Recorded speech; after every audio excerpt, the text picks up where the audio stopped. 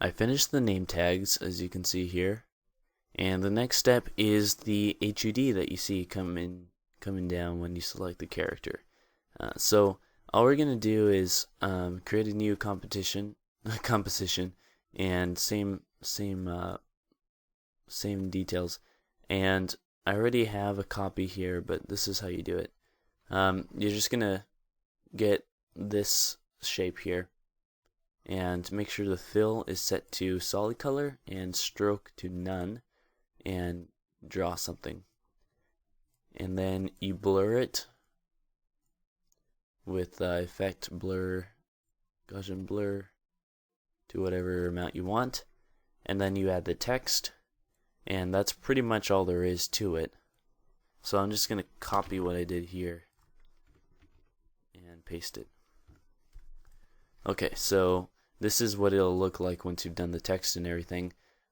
Also have the text blurred a little bit to follow that kind of idea, just a tiny bit. Still readable. Now, as you notice here, there's this animation where the dots are going. So you're just gonna, I already have that done, but the way you do it is you go to source text, and you move to the next frame, and then you change the text, so adding the period, and then it'll do that for you. So it added the periods at in a good period of time, and so it just goes like that. So I just copied and pasted indefinitely, so it goes for a long time. So this is pretty much all you got to do. The little gizmo here that you can see, that's just using the pen tool for the lines, and then a shape, so it's not a big deal. Now, the way you incorporate it here is, first we need to make this its own composition. So select everything, pre-compose, call it whatever you want. I'll just call it characters. And now just make it black solid, so we have a black background still. Put that behind. Now, if you go to project, pull in compositions, is it 7 that we worked on? I think it was 7. And put it here. Okay, now we need to identify the frame where the glow happens. So move back until it happens. Okay, it's right here. After the glow a little bit, we want this to come in. Now, here's the magic. If we turn down the opacity, this gets that nice dark look. So we're just going to turn down the opacity with an animation.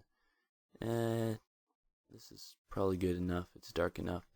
And as for that screen, so it looks like this, we're going to do it to add. And so that's the effect I had going on. And we're going to want to fade this in.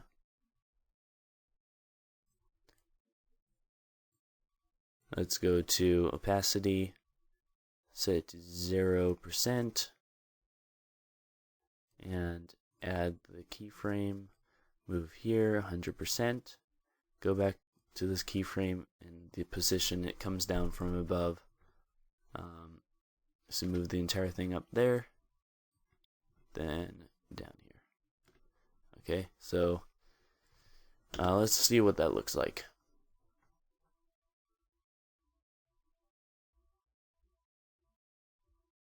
It's a little fast, but we're not striving for perfection. So that's pretty much how you do the HUD. The next step is coming up. Okay, now we want to move everything to the right like we do right here. Everything moves to the right and it zooms in on this. We're not going to do it perfect, but we're going to get the idea of what I did. So first of all, you want to go to project and open up the characters pre-composition that we made with all this stuff here. And we're going to steal this Zexis, Control X, and then put it here. And the reason for that is because we want to move it independently of the rest of them, so we want it right here. Okay, now that that's done, we also are going to have to move. After this comes, let's say right here, we're going to move this to the right. And that's pretty easy. We just press position, move forward to, let's say, 1313 is an easy 1, 2, 3, 13 is easy to remember, and move it. So beat it, just beat it. Okay, so we've moved that. Now we just need to move the characters, which is a little more difficult, but all you have to do is select everything except for this background. And for the ones that already have a position keyframe, well, actually, first let's make sure that we need to be at this point, and then it'll be at the same point here. Create a new keyframe for all of these, and then press the stopwatch for all of those. And now 313 was when it ended. So now move everything to the right. And the idea, of course, is that everything will go at the same speed, so it doesn't look forced.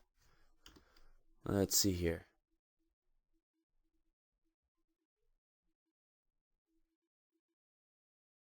Okay, that actually looks really good. So now the last step is, while this is going, we need this to become the center screen. Okay, so we're just going to select it and press P, hold Shift, press S, so that we have position and scale. Create a keyframe of both of them. Now we just need to move it so that it's in the center, right here. A little bit bigger. Sweet. Okay, and let's see the animation. Sweet, that worked. If you want to slow it down, that's fine. But the next step is the finishing touches, basically. Okay, we're almost done. Now we need to make sure that this fades back through the opacity, because it's still dark. That's very simple. Just press T here, and add a keyframe, and go here, and type in 100, and we're back. So that's the first thing. Now we also want to fade Zexis at some point. So let's leave a good amount of time for it, and then press T for opacity and fade it out. Okay, and pretty much at this point, let's turn off the TV with the TV fade that I was taught by another video. It's really cool. So first of all, right click the composition with all this stuff, and click mask, new mask, and we're just going to leave that there for right now. And then what we want to do with scale is put the keyframe, move forward a couple frames, maybe 3, and unlink this, and then put this to 17. So what that will do is make it small like this, but it'll still be wide. Okay, and then move forward another 3, and make it 0 and 0. So that way we have it going like that, okay? Now what gives it this blue effect is a layer style. Just go to Layer, Layer Styles, Color Overlay, and scroll down to it here.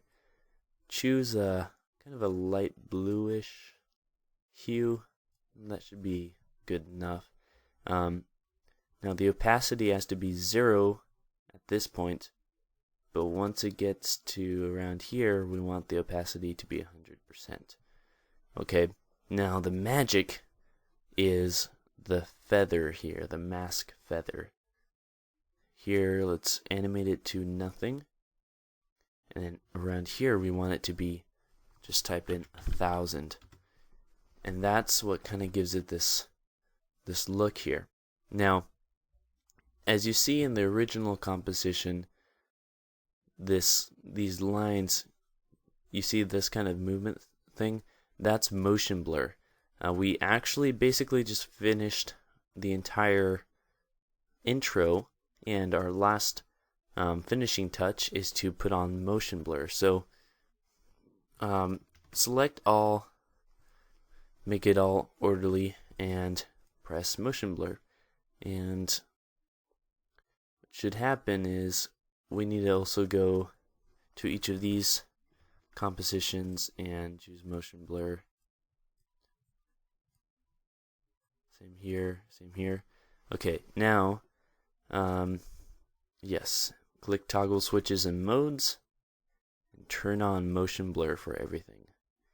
Toggle switches and modes, turn on motion blur, and same here. Okay, now we get that nice, see these little streaks here as it's moving.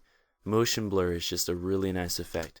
Actually, it's also very hard on your computer to render, so let's put it to 1/3 for rendering purposes, just so I can show you what it looks like.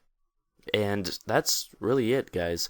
It's not a perfect copy of what I did, but it's pretty close, so you can get the idea of how I did it. So I hope you liked it. This is one of my favorite intros, as I said. I think it's pretty creative. And please like the video if you enjoyed it, subscribe for more, and comment to give feedback, because those things encourage me and help me get the word out on my channel. So thanks for watching, guys, and have a good day.